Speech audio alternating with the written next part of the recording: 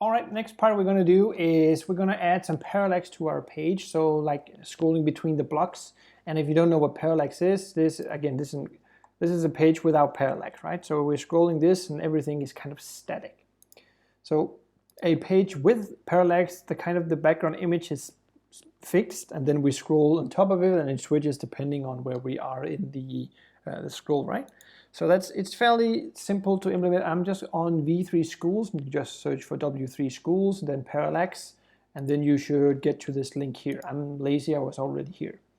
So if you scroll down, we're just gonna basically steal again the code from W3 schools and then reuse it. It's what it's for, right? So go back to your Visual Studio Code, or go back into your index, and after your section here, where you have your the one we just created, you're just gonna paste in this div block here. That's all we need for this here.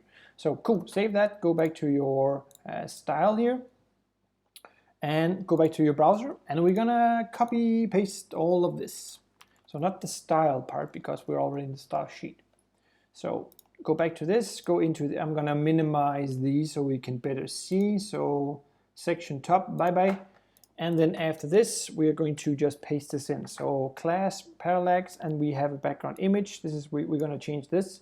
And we're going to change probably the height and minimum width and so on and so on. So I already have an image, which is totally cheating, I know, but you can go find your own. I just have one from this place here. And again, if you want to, you can just, of course, copy this. This is the entirety of the link. So pause the video and start typing this out if you want to, or just find your own. It doesn't really matter. It's super easy. Just get the image and then link to it. And if not, then type this out. What I want to change here is I want to set the specific height a little bit different here because of the image also. So instead of just having a height, I'm going to set minimum height. So it has to be at least this high. And I'm going to set this to 500. I'm also going to set a minimum width to 700 pixels like this. Whoopsie daisy.